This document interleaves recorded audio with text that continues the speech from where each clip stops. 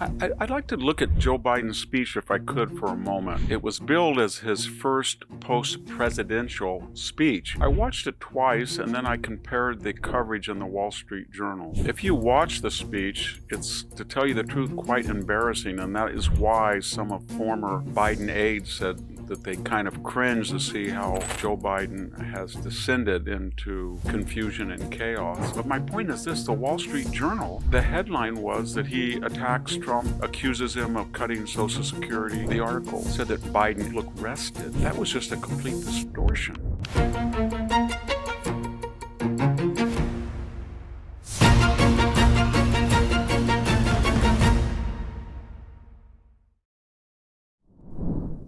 Hello, this is Victor Davis Hanson for the Daily Signal. I'd like to look at Joe Biden's speech if I could for a moment. It was billed as his first post-presidential speech, and he gave it in Chicago to an activist group that is trying to support and help people who are disabled. It may or may not have actually been his first public speech, but it was billed as such. But my interest is this. I watched it twice and then I compared the coverage in the Wall Street Journal. If you watch the speech, it's, to tell you the truth, quite embarrassing, and that is why some of former Biden aides said that they kind of cringe to see how Joe Biden has descended into confusion and chaos. He walked out to the podium when there was an entry music, and then he began to speak for 15 or 20 seconds while the music was going on. No one could hear him, and yet he didn't stop. Nobody said, "Joe, we can't hear you. You're speaking." That was the introductory music. Then he continued, and traditionally a president, at least in the first year, an ex-president, does not attack his successor. He immediately went in to a harangue about Donald Trump, and he did it in his typical style. That is, it's kind of a projectionist mode where, as many people on the left, if they are guilty of something, they project that onto a target.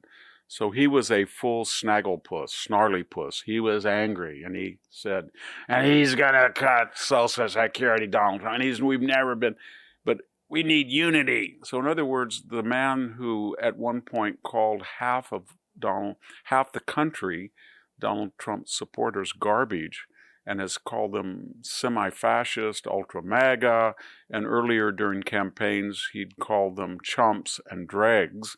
He was now saying that Donald Trump was divisive, and he was saying he was divisive, and he was calling for unity while he was angry, as he is often. Then he went in and said that Donald Trump is going to destroy Social Security. Donald Trump has promised ad infinitum he is not going to touch Social Security.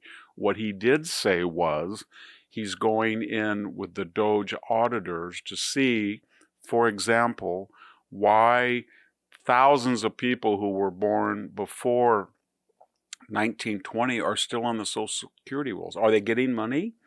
Are they dead? Are they alive? Are people 90, 100, 110?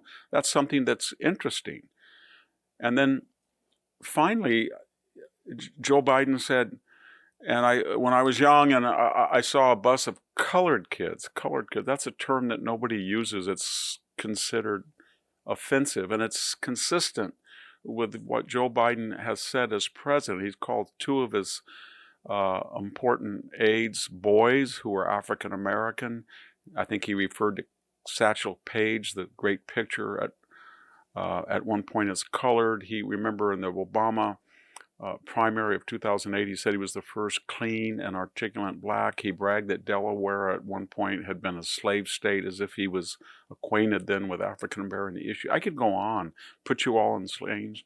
So it was a disastrous point. But my point is this: the Wall Street Journal, the headline was that he attacks Trump, accuses him of cutting Social Security, and he said that the article said that Trump looked rested. That was just a complete distortion. And when you start looking every single day, as I'm doing, it's if it's tariffs, it's a disaster. If it's DOGE, it's a disaster. If it's Ukraine, Trump is doing something wrong. He's favored Putin too much. It's a disaster. Everything. If the deportation, mistakenly deported Mr. Garcia, there's no background about who Mr. Garcia really is. It's a disaster. Almost every article, it's like a itch or a twitch, is negative, negative, negative, negative. And then this is the news division that makes the headlines, but the columnists now are pretty much, especially and I like many of them, and so do you, but they're pretty much negative. They can't find a good thing to say. But yet when we look at the first 100 days, as we're going to talk about in a later video, border, good. Effort to stop the Ukraine war, admirable. Middle East, Iran has got its back against the wall. Energy, all these things are good. There's nothing there. Why are they doing this? I'll just finish with this observation. For many years, I wrote 20 years for the National Review magazine, and they got into the same frame that they were obsessed with Donald Trump and felt that he had been a disaster. This was in 2015 and 16, 17, and they got obsessed with it. And before they knew it, they were criticizing him for positions they had once held. I hope the Wall Street Journal doesn't get into that frame of mind. The New York Post, which is also a Murdoch venue, has not. It's been pretty objective. But something's going on at the Wall Street Journal, and I fear that it's going to lose them thousands of subscribers. This is Victor Davis Hanson for the Daily Signal. Thank you for tuning in to the Daily Signal. Please like, share, and subscribe to be notified for more content like this. You can also check out my own website at victorhanson.com and subscribe for exclusive features in addition.